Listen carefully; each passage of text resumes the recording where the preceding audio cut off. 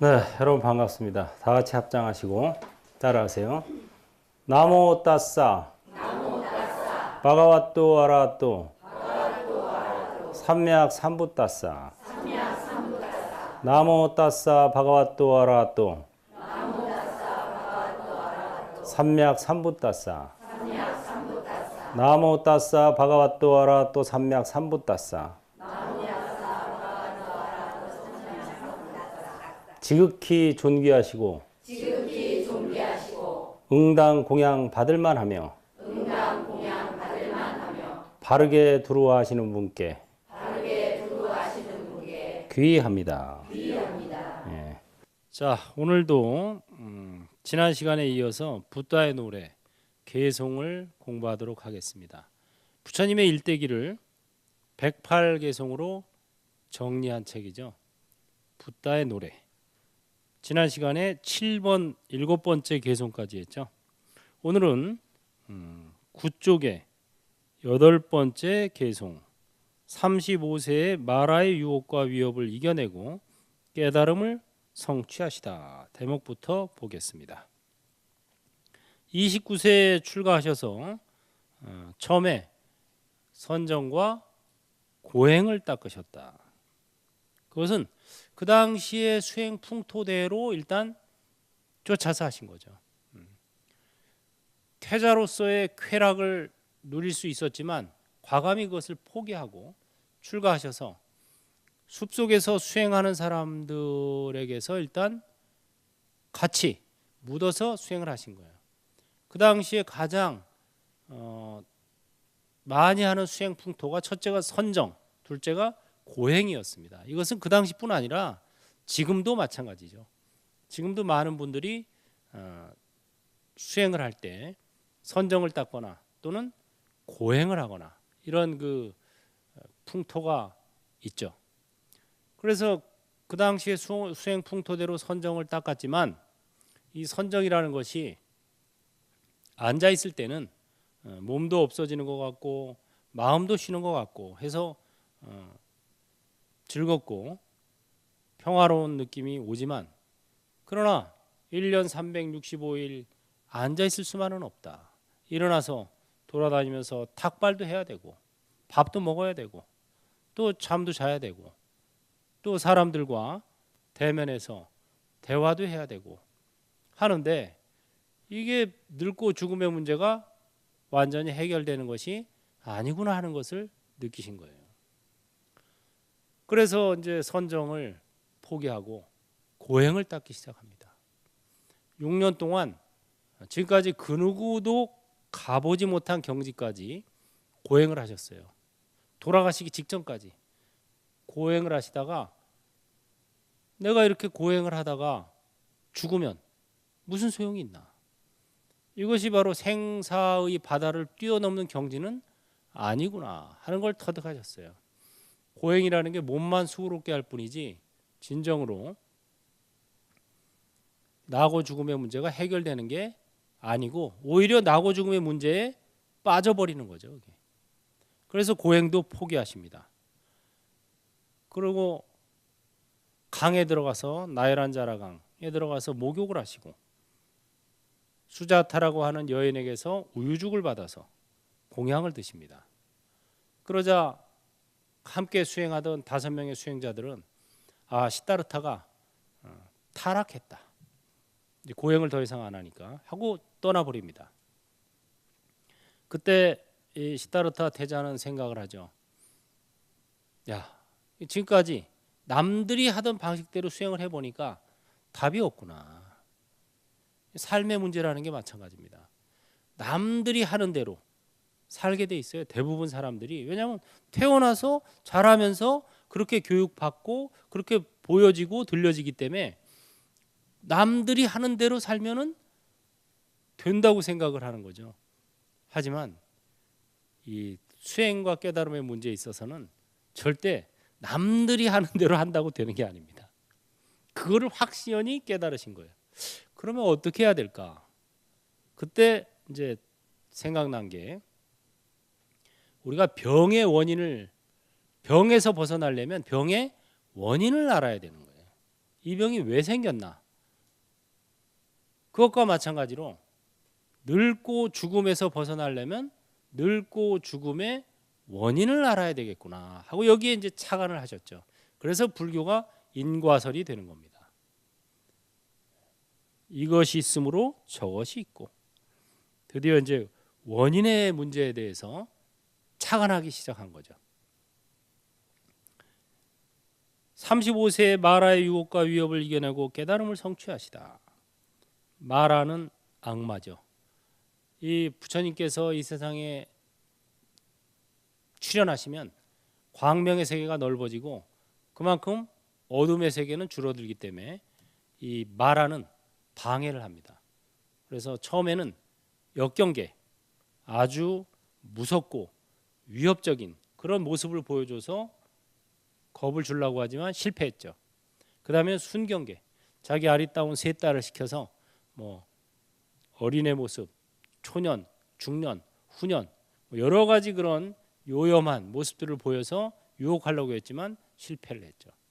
그래서 이런 역경계와 순경계를 다 이겨내시고 마침내 깨달음을 성취하셨습니다. 그 개송을 먼저 읽겠습니다. 이것이 있으므로 저것이 있고 이것이 일어나므로 저것이 일어난다. 이것이 없으므로 저것이 없고 이것이 사라짐으로 저것이 사라진다. 바로 연기법을 깨달으셨다. 모든 것은 서로 상관관계가 있다. 우리는 영생을 원하지만 미안한 얘기지만 영생은 없다. 불생, 불멸의 경지가 있을 뿐이다 라고 하는 거죠. 연기법, 연에서 일어난다. 이것이 있으므로 저것이 있다. 생이 있으므로 사가 있다라고 하는 겁니다. 이것이 일어나므로 저것이 일어난다. 생이 일어나므로 사가 일어나고 이것이 없으므로 저것이 없고 생이 없어지면 멸도 없어진다. 이것이 사라짐으로 저것이 사라진다. 이거야말로 불생 불멸의 경지다라는 거죠. 그래서 이 생멸을 극복하는 것은 불생 불멸의 경지지 영생의 경지가 아니다. 그것은 허망한 소리다 라는 거죠.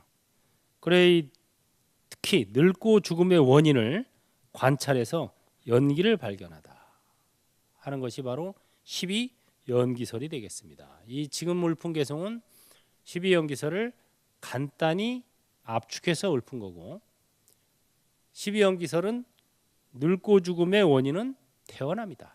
태어남의 원인은 존재에 대한 열망이다. 존재에 대한 열망은 내 것으로 취함 때문에, 내 것으로 취하는 것은 상대적인 애착 때문에, 상대적인 애착은 좋고 나쁜 느낌 때문에, 이런 상대적인 느낌은 서로 접촉하기 때문에, 서로 접촉하면 6기관이 있기 때문에, 이 6기관 안입이 설신이는 몸과 마음에 대한 최초의 분별의식 때문에, 몸과 마음의 최초의 분별의식은 자기 나름 생각, 식이죠. 나름 생각은 의도적인 행위, 업 때문에, 의도적인 행위는 밟지 못함, 무명 때문이다. 무엇에 대한 밟지 못함인가? 무아법에 밟지 못함이다. 본래 무아인데 무아법에 밟지 못하니까 의도 행위가 생겨났고 그렇게 됐다는 거죠. 그래서 무아법에 밝아지면 의도 행위 사라지고 의도 행위 사라지면 나름 생각 사라지고 이렇게 쭉 12단계를 거쳐서 태어남이 사라지면 늙고 죽음 사라지네 이렇게 되죠. 우리는 늙고 죽음의 원인을 여러 딴 데서 찾지만 근본 원인은 태어났기 때문이다 이 소리죠. 늙고 죽지 않으려면은 어떻게 해야 되느냐? 태어나지 말아야 된다고 하는 거죠. 그럼 태어나지 않으려면 어떻게 해야 되느냐? 존재에 대한 열망이 쉬어야 된다. 생존 본능이 쉬어야 된다. 생존 본능이 쉬려면 어떻게 해야 되냐? 내 것으로 취하는 습성이 쉬어야 된다. 이렇게 12가지 경지를 부처님께서 마침내 밝혀내셨습니다. 이 12연기를 개성으로 독송해 보겠습니다. 늙고 죽음에 생겼나 태어남이 있기 때문 태어남은 왜 생겼나 존재 열망이 있기 때문 존재 열망 왜 생겼나 내 것으로 취함 때문 내 것 취함에 생겼나 상대 애착하기 때문 애착함은 왜 생겼나 좋고 나쁜 느낌 때문 상대 느낌에 생겼나 서로 접촉하기 때문 접촉함은 왜 생겼나 여섯 기관 있기 때문 여섯 기관 왜 생겼나 몸과 마음 있기 때문 몸과 마음에 생겼나 나름 생각하기 때문 나름 생각 왜 생겼나 의도적인 행위 때문 의도 행위 왜 생겼나 밟지 못함 때문이네. 그러므로 무아법에 밝아지면 의도 행위 사라지고 의도 행위 사라지면 나름 생각 사라지고 나름 생각 사라지면 몸과 마음 사라지고 몸과 마음 사라지면 여섯 기관 사라지고 여섯 기관 사라지면 접촉함이 사라지고 접촉함이 사라지면 상대 느낌 사라지고 상대 느낌 사라지면 애착함이 사라지고 애착함이 사라지면 내 것 취함 사라지고 내 것 취함 사라지면 존재 열망 사라지고 존재 열망 사라지면 태어남이 사라지고 태어남이 사라지면 늙고 죽음 사라지네.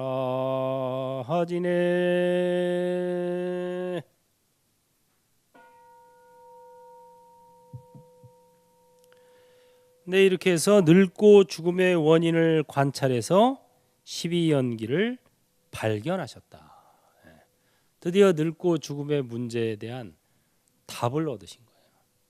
늙고 죽음의 문제가 부처님의 시다르타 태자 때부터의 화두였는데 이 늙고 죽음의 문제를 해결하는 방법은 쾌락도 아니고 선정도 아니고 고행도 아니다.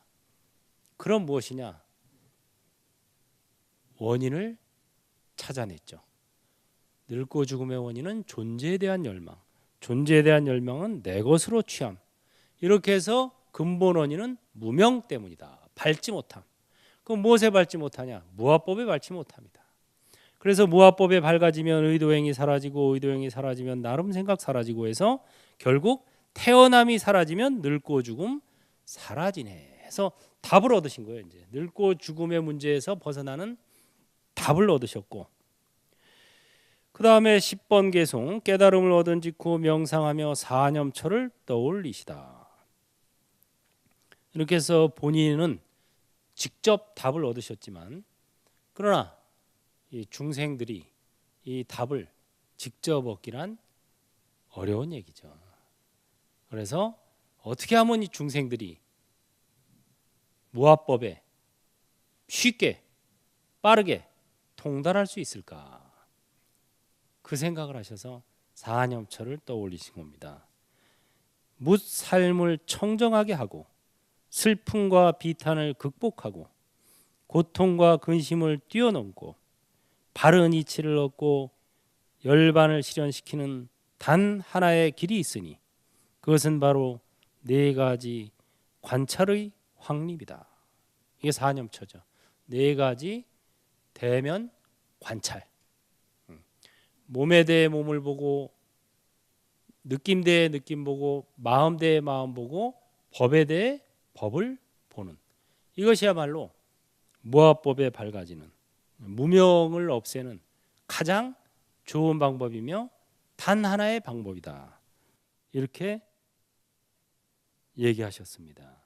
그래서 우리가 이제부터 앉아서 이제부터 앉아서 우리가 12연기를 밝혀내려고 할 필요가 있겠어요, 없겠어요? 그건 없습니다. 그것은 수십 수백 생을 가도 될까 말까한 거예요.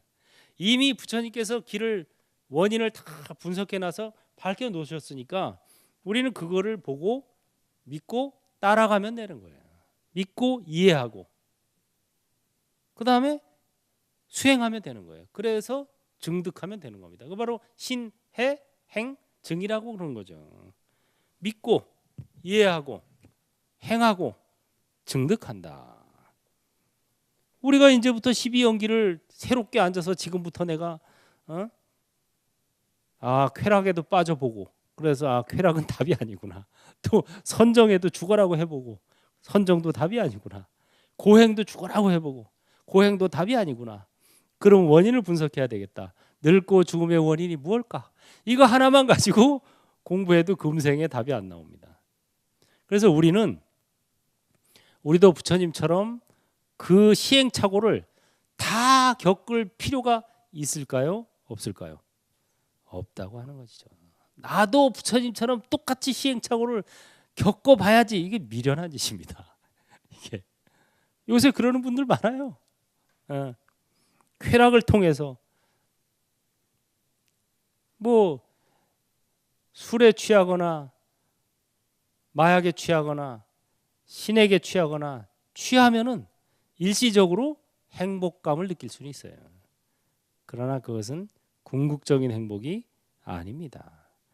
물질적 존재든 정신적 존재든 외부의 존재를 통해서 내가 행복해지려고 하는 것, 이것은 궁극적인 해결책이 못 된다고 하는 것이죠. 그 다음에 또 선정을 통해서 그냥 열반을 실현하려고 하다 보면은 부처님께서 이미 지나가신 길을 시행착오를 똑같이 지금 답습하고 있는 거예요. 그 다음에 또 고행을 통해서 수행자들에게는 막연한 고행 심리가 있어요. 뭔가 고행을 해야 진짜 수행자 같아. 그래서 신도들도 그런 걸 좋아하잖아요. 무슨 뭐 장좌불화를 10년을 하고 뭐 하루에 한 끼씩 일종식을 뭐 30년을 하고 막 산속에서 무슨 뭐 이랬다 그러면은 막 위대한 스님이라고 생각하기 쉽죠. 그런 수행자들도 그런 고행에 대한 아련한 환상이 있어요. 이거 빨리 깨져야 됩니다. 부처님께서 분명히 말씀하셨어요. 쾌락도 고행도 하지 마라. 중도의 길을 가라. 왜? 부처님이 해보셨어요. 고행에 끝까지 가봤는데 답이 없어요.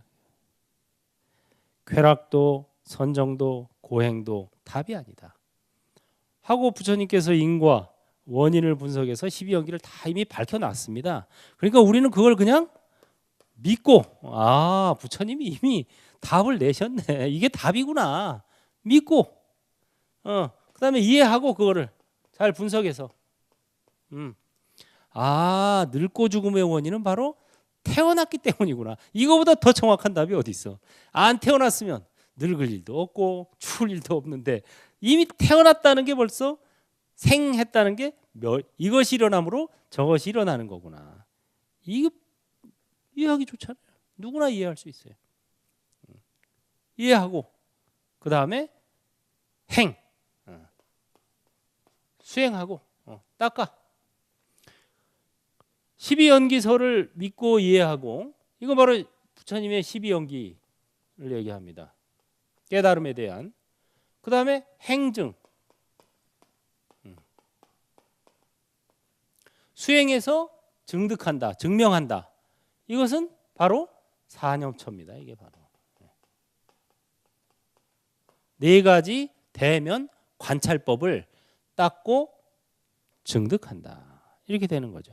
그래서 불교의 교리에 여러 체계가 있지만 가장 핵심에 12연기와 사념처가 있는 거예요.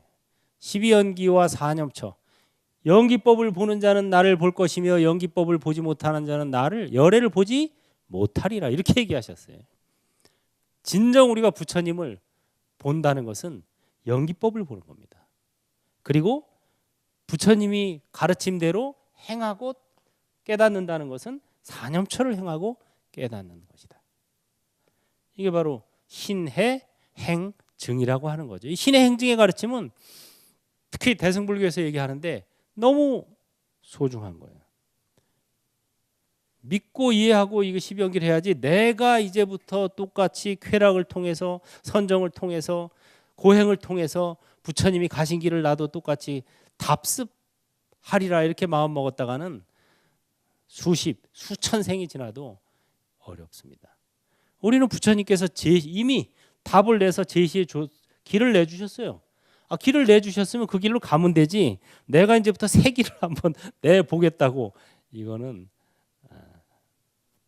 미련한 짓이죠. 한마디로. 그래서 믿고 이해한다. 뭐를? 십이연기를. 수행하고 깨닫는다. 뭐를? 사념처를. 이렇게 하면은 불교가 어렵지 않습니다. 어렵지 않은데 저거를 자기가 이제부터 모든 것을 만들어 가려고 그러니까 어렵다. 이렇게 되는 거예요. 이미 부처님께서 만들어서 길을 다 보여주셨으니 우리는 그 길을 가면 됩니다. 그래서 사념처 네 가지로 대명관찰하는 방법을 제가 사념처 경을 요약해서 부드럽게 개송으로 만들었어요. 이걸 한번 독송해 보도록 하겠습니다. 와 법에 밝으려면 네 가지로 관찰하세. 네 가지가 무엇인가? 몸에 대해 몸을 보고 느낌 대해 느낌 보고 마음 대해 마음 보고 법에 대해 법을 보세. 거울 보듯 영화 보듯 강 건너 불 구경하듯 대면에서 관찰하되 닉네임을 붙여 하세. 가장 처음 호흡 관찰 들이쉴 때 들이쉰다. 내어 쉴 때 내어 쉰다. 걸어가면 걸어간다. 머무르면 머무른다. 앉았으면 앉아있다. 누웠으면 누워있다. 늙어가면 늙어간다. 병이 들면 병들었다. 죽어가면 죽어간다. 있는 대로 관찰하세. 몸뚱이는 변화해도 관찰자는 그대로네. 두 번째는 느낌 관찰. 보기 좋고 보기 싫고 듣기 좋고 듣기 싫고 향기롭고 냄새나고 맛이 좋고 맛이 없고 부드럽고 딱딱하고 좋은 느낌 나쁜 느낌 무덤덤한 느낌들을 있는 대로 관찰하세.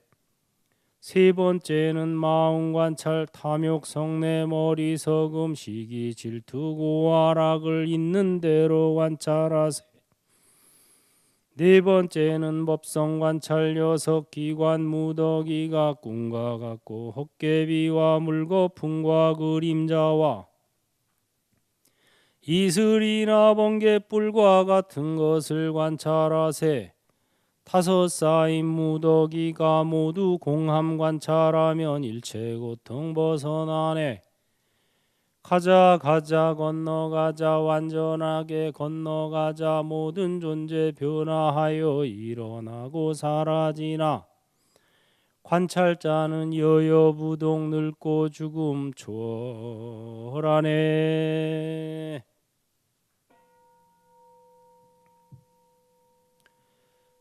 네, 이것이 바로 네 가지 대면 관찰법이죠. 우리가 나의 고통은 내가 있기 때문이다. 그러면 내 고통이 없어지려면 내가 없어져야 된다. 그래서 부처님께서 무아법을 설하셨어요. 무아법에 밝아지려면 네 가지 대면 관찰을 하면 됩니다. 몸에 대해 몸을 보고 느낌 대해 느낌 보고 마음 대해 마음 보고 법에 대해 법을 보세. 거울 보듯 영화 보듯 강 건너 불 구경하듯 대면에서 관찰하되 닉네임을 붙여 하세. 이게 네 가지 대면 관찰의 핵심이죠. 거울 보듯이 자기의 몸을 자기의 마음을 바라본다 이 소리죠. 제가 아는 분 중에 어떤 분이 술을 그렇게 좋아하는 분이 계셨어요. 근데 술을 적당히 먹으면 괜찮은데 과할 정도로 항상 지나치게 먹어서 정말 남들에게 민폐도 많이 끼치고 본인도 문제가 있는 분이 있었습니다. 그렇지만 끊어야지 하면서 못 끊었어요. 그러다 어느 날 그날도 술을 잔뜩 먹고 화장실에 이제 소변을 보러 들어갔는데 화장실의 거울에 비친 자기의 모습을 정확히 보게 된 거예요. 거울 속에 웬 사람이 있는데 자기가 보니까 이건 인간의 모습이 아니에요. 술 먹으면 뭐 개가 된다는 말도 있지만 그 머리카락이 헝클어지고 뭐 옷매무새도 막 헝클어지고 침도 묻고 막 음식 찌꺼기에다가 눈은 또 풀어지고 이걸 보면서 깜짝 놀란 거예요. 자기 모습을 자기가 명확히 보게 된 거죠. 그리고 나서 그 이후로 술을 끊었습니다. 자기 모습을 자기가 명확히 보니까 이건 아니다라는 게 와닿은 거죠. 이렇게 거울 보듯이 자기의 몸과 마음을 본다는 것은 강력한 효력이 있습니다. 몸뚱이가 걸어갈 때는 걸어간다. 머무를 땐 머무른다. 앉아 있을 땐 앉아 있다. 누워 있을 땐 누워 있다. 이렇게 관찰하면 돼요. 너무 쉬워요. 이건 뭐 10살짜리 애들도 할 수 있어요. 불교의 수행법 쉽습니다. 특히 부처님께서 우리에게 권하신 이 방법 너무 쉬워요. 누구나 할 수 있어요. 태어나면 태어났다. 늙어가면 늙어간다. 병이 들면 병들었다. 죽어가면 죽어간다. 이렇게 관찰하면 돼요. 이게 바로 노병사에서 벗어나는 유일한 방법이다. 이렇게 가르쳐 주셨어요. 뭐 어떻게 이게 유일한 방법이냐? 닉네임을 붙여서 관찰하면 훨씬 그 의미를 더 잘 알게 됩니다. 닉네임을 예를 들어서 짱구, 푼수, 복덩이, 달마 이렇게 넷 중에 하나 고르세요. 저는 달마입니다. 태어날 때 태어난다. 누가 태어났어요? 달마가 태어난다. 늙어갈 때 누가 늙어가요? 달마가 늙어간다. 저도 요새 가끔 거울을 보면은 전에 없던 주름, 뭐 반점 이런 것들이 보여요. 아, 달마가 늙어가는구나. 이렇게 생각해야 됩니다. 내가 늙어간다 하면은 제2의 화살을 맞게 돼요. 아이고 벌써 늙어가는구나. 야 이게 이제 죽을 날이 얼마 안 남았구나. 내가 늙어가는 게 아니라 달마가 늙어간다. 아플 때는 누가 아파요? 달마가 아프구나. 죽을 때는 달마가 죽어간다. 이렇게 관찰하는 거예요. 죽어가고 늙고 병드는 것은 달마의 몫이고 나는 관찰자의 입장에 서서 그거를 대면 관찰하게 됩니다. 관찰자는 여여부동 늙고 죽음 초월하는 거예요. 이 관찰자 이게 바로 우리의 성품입니다.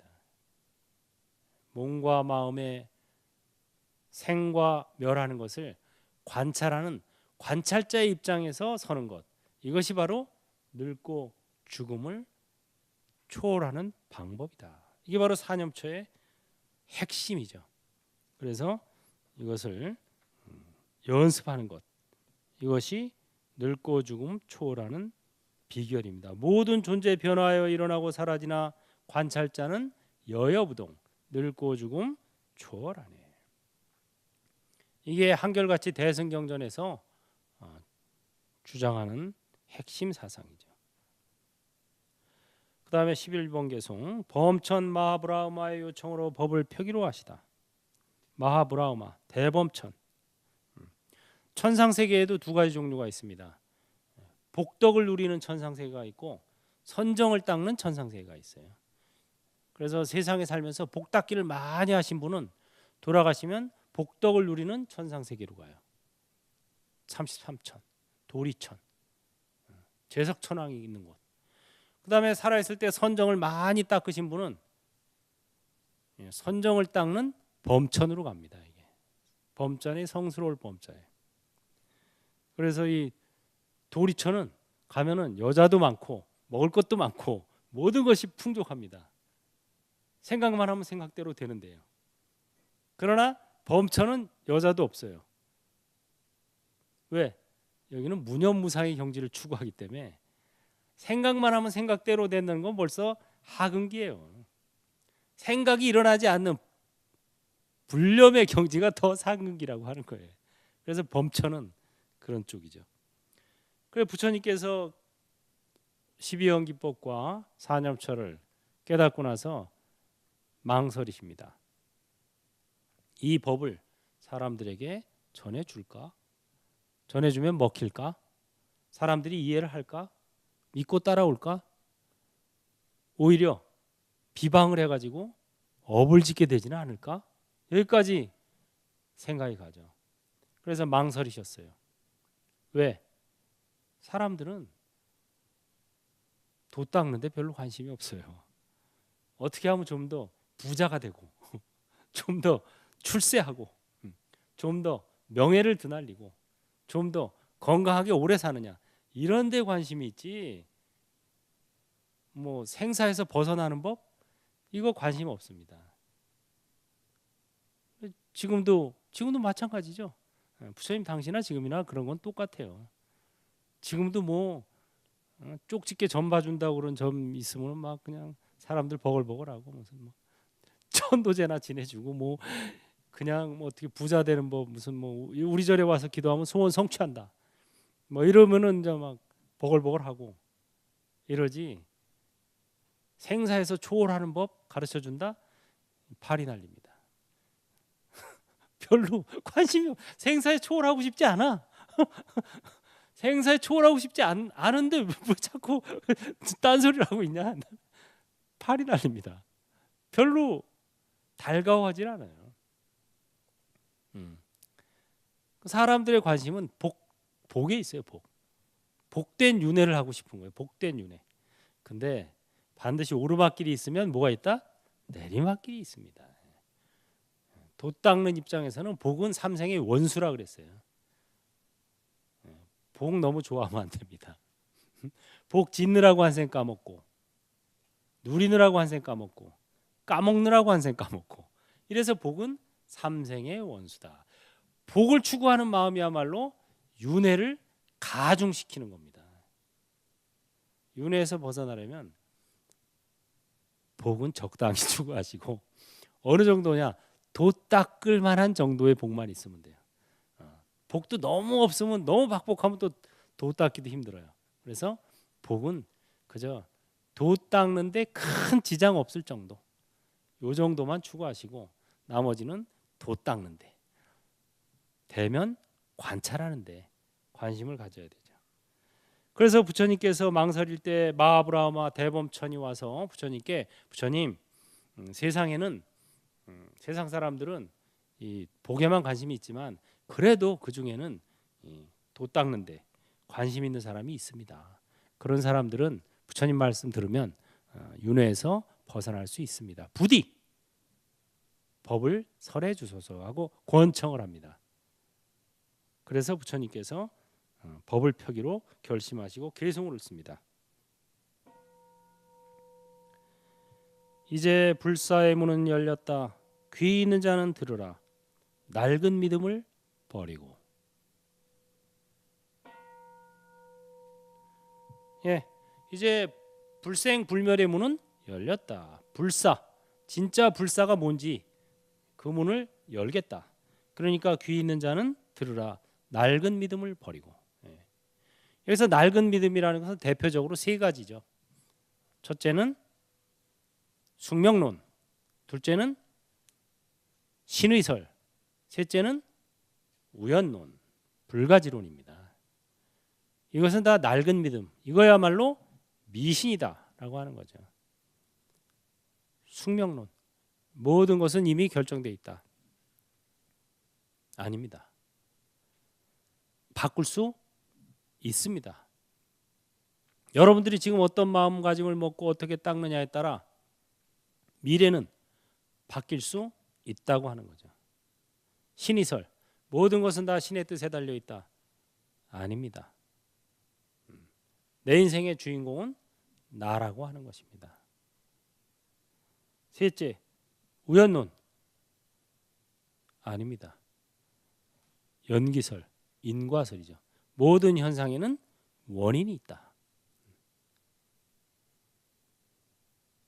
콩 심은 데 콩 나고 팥 심은 데 팥 난다가 답이라는 거예요.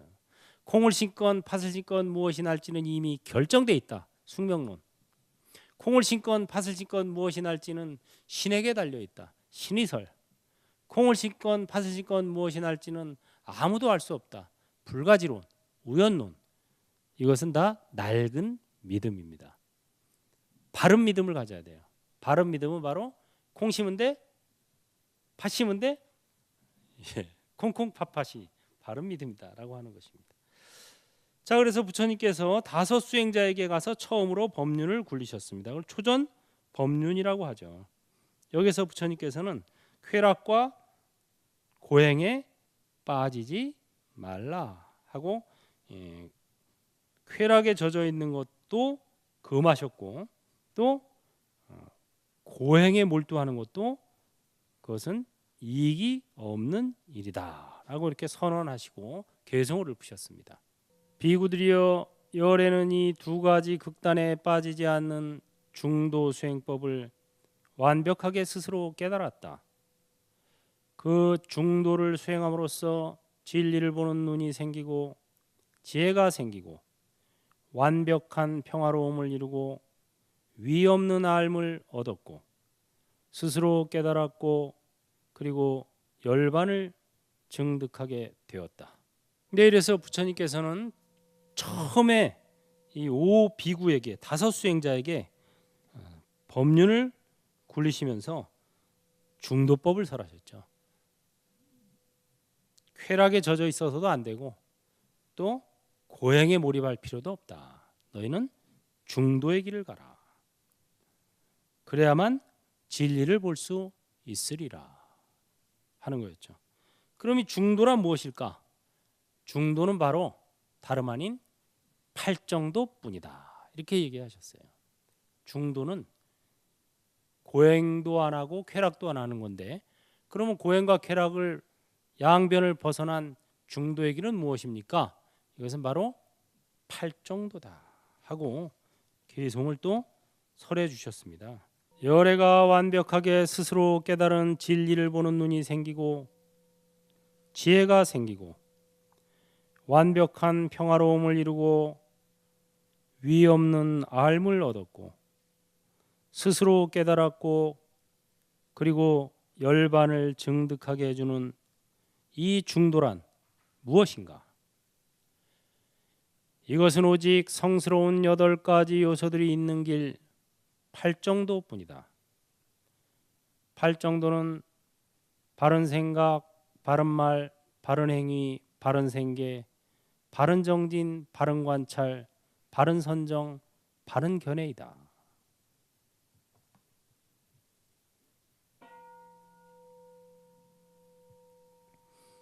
네, 이렇게 해서 중도는 다름 아닌 팔정도이다. 이렇게 얘기를 해주셨죠.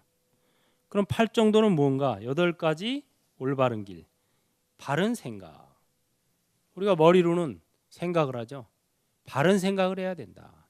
그 다음에 바른 말, 입으로는 바른 말을 해야 돼요. 이 몸으로는 바른 행위를 해야 되고 배는 바른 생계, 직업, 다리 바른 정진, 또 바른 관찰, 그 다음에 바른 선정, 그리고 마지막으로 바른 견해, 사성제, 팔정도. 이게 바로 팔정도라고 하는 것입니다. 이 팔정도 안에 바른 관찰, 바른 선정이 포함되어 있죠. 우리가 사념처를 닦으면 고통과 근심에서 벗어날 수가 있습니다. 왜냐하면 닉네임에다가 고통과 근심을 맡겨버리니까 관찰자 입장에 서게 되니까 강 건너 불 구경하듯이 자기 몸과 마음의 고통을 바라볼 수가 있게 되죠. 그러나 이 계속 또 역시 이것만 닦고 있을 수는 없죠. 우리가 생활을 해야 돼요. 생활. 태어나서 몸을 가지고 있기 때문에 움직여야 됩니다. 적당히 먹어야 되고. 그래서 이런 팔정도가 있는 거예요. 바른 생각을 해야 된다. 콩 심은 데 콩 나고 팥 심은 데 팥 난다. 이게 바른 생각입니다. 바른 말을 해야 된다. 부드럽고 진실한 말. 이게 바른 말이죠. 바른 행위를 해야 된다. 바른 행위는 바로 살도 음망, 살생, 투도, 사음, 망어를 하지 않는 행위. 그게 바로 바른 행위입니다. 우리가 남을 죽여서 또는 남의 것을 뺏어서 또 거짓말을 해서 행복을 얻으려고 해서는 안 된다. 이게 바로 바른 행위죠. 바른 생계, 바른 직업이죠. 바른 생계는 바로 살도 음망을 하지 않는 직업이다. 뭐 킬러가 되거나 도둑이 되거나 강도가 되거나 거짓말로 생계를 유지해야 되는 이런 직업을 택해서는 안 된다 이거죠. 바른 정진, 선한 것은 계속 살려나가고 악한 것은 줄여나가는 거. 이게 바로 바른 정진입니다. 좋은 습관은 계속 유지해 나가고 나쁜 습관은 줄여나가는 것. 이것이 바른 정진이죠. 바른 관찰. 바른 관찰은 바로 대면 관찰. 네 가지 대면 관찰입니다. 몸과 느낌, 마음, 담마에 대해서 있는 그대로 닉네임을 붙여서 관찰하는 것. 바른 선정.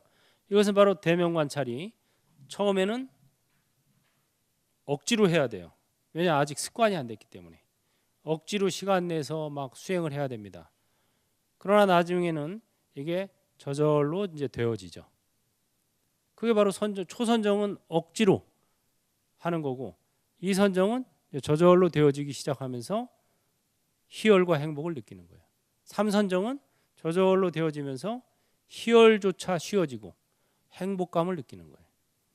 사선정은 행복조차 쉬워지고 평정심만 있는 상태.